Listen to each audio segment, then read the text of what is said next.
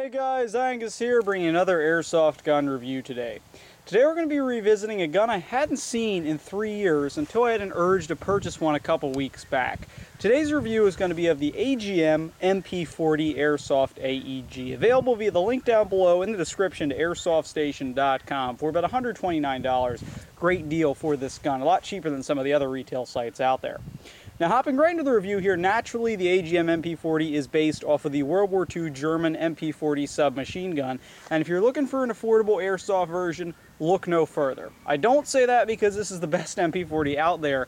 I say it because this is the only affordable one you can really look for. If you can find a top, which they don't make anymore, that'll cost you over $400, and if you find an SRC, that's over $300. So the AGM definitely the cheapest model out there. Of course, it doesn't mean it's the worst model. It's actually pretty good for the price you pay, so let's hop right into the review. Start off with the external quality of the gun. Alright, so the externals in the AGM MP40 are actually pretty nice. First thing I want to point out here is I think what a lot of people see when they see submachine gun is they think it's going to be a small little AEG, but in reality the MP40 actually a pretty big gun. It measures in at about 2 feet with the stock folded and with the stock extended at around 3 feet. Also, it has quite a bit of heft to it, weighs in around 7 or 8 pounds, and a lot of that weight is due to the majority construction here being made of metal. Pretty much everything that needs to be metal on the gun is magazine, the actual body of the gun, the stock, etc., etc. Most of it is metal. There are only 2 real plastic pieces on the gun, and those being the gun's blazing orange tip, which if you buy this in the US for regulation, it will come on the gun, and the brown plastic pieces located on both sides of the gun's lower receiver as well as the pistol grip. These are there to mimic the bakelite plastic on the real MP40. What that was for in the real gun was to prevent a German soldier from burning his hands on the hotter metal as opposed to the cooler plastic. He'd hold that to prevent himself burning his hands. Say he's in North Africa, hot sun's down in his gun. The plastic will be a bit cooler than the actual metal. The plastic pieces here don't feel bad at all.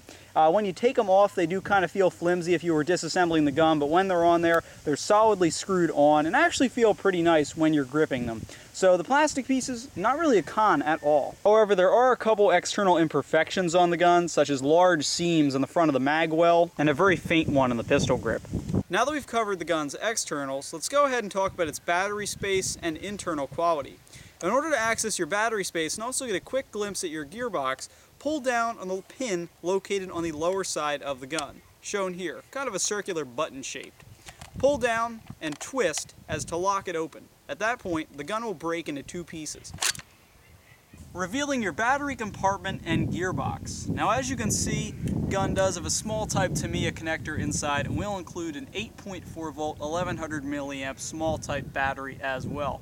This battery fits in rather well, simply slides into place, and you would connect the connectors in order to give your gun power. The battery space in here is actually fairly ample. You can probably house a 9.6 volt nunchuck inside as well. However, I wouldn't exactly recommend it, being that the internals on this gun aren't the greatest. Probably an 8.4 is what you're going to want to stick with. Now as you can see, the top of the gearbox here, I believe it's a modified version 5 that this gun makes use of. The one thing I can remember from the gearbox most of all when I opened it up was that it's loaded with loads and loads of black grease, so you may want to re-lube this when you first get the gun. Also, gearbox is alright though. Metal shell, of course, metal gears inside. Naturally, AGM's more of a middle-class China clone. CYMA, D-Boys, those are better internals than you're going to have in the AGM MP40, but they get the job done. They'll probably crap out on you after a while, but for the moment, they're pretty good internals in there, just very, very greasy.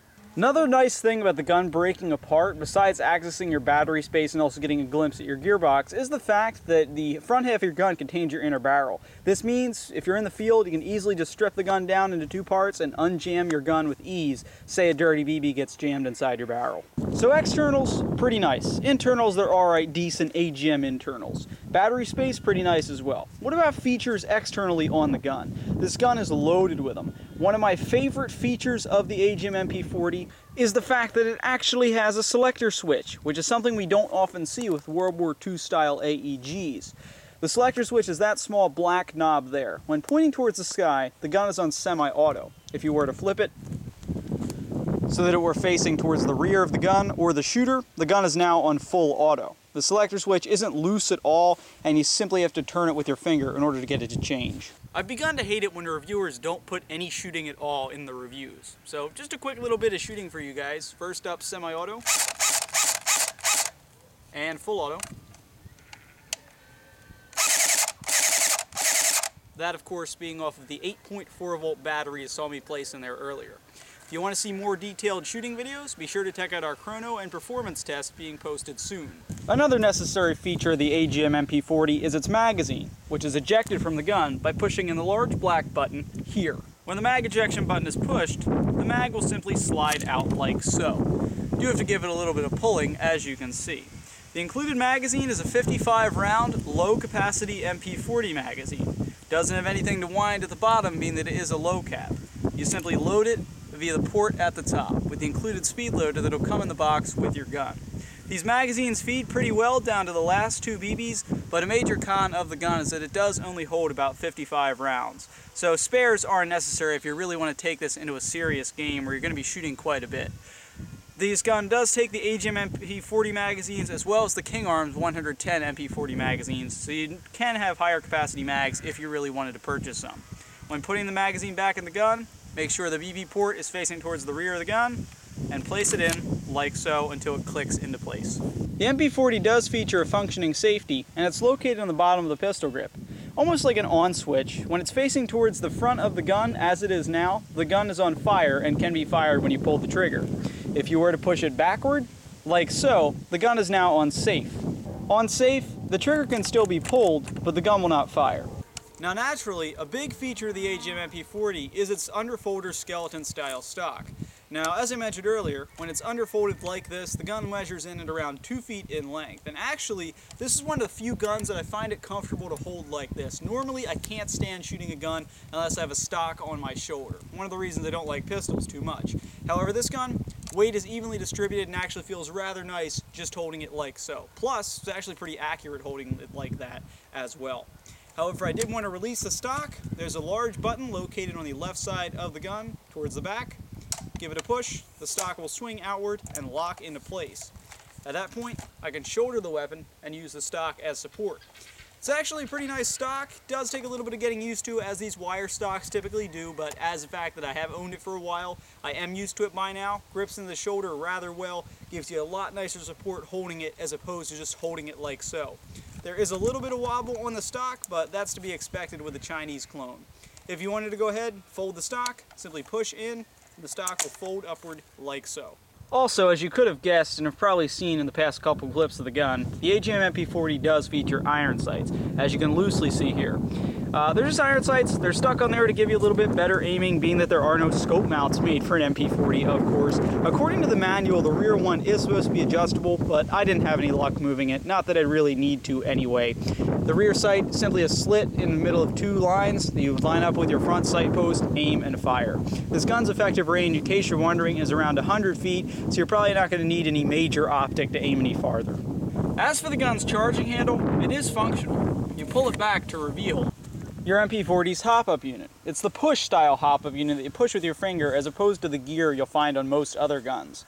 You push it towards the front of the gun for less hop, and towards the rear of the gun or shooter for more hop. Unlike on most other guns, where the charging handle comes forward on its own, the MP40 doesn't do that. You have to push the charging handle forward manually.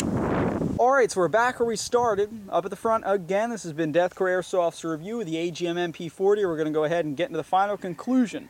Now, this is a pretty nice gun, as you've seen throughout the review, but there are a couple reasons why I wouldn't buy it. Number one, if you're buying this to go out there and compete with your friends and all that, this isn't really going to compete with their M4s and M16s and modern airsoft rifles. Mainly because, well, it's a World War II style gun. It's an MP40. It will go out there and it'll play well against those guns, but if you're trying to do it competitively against them, it's not going to work out too well. Another reason I wouldn't buy it, if you're looking for something that's going to have a lot of range, the MP40 really isn't designed for that. As I stated earlier, the effective range may be 100 feet. That's your accurate range with the MP40, so don't be expecting to go out there and snipe people from far distances. If you're looking for a World War II style gun with a lot of range, I've heard the AGM STG-44 does have a bit of range on it, but otherwise the MP40 certainly does not. But hey, it's not a bad gun.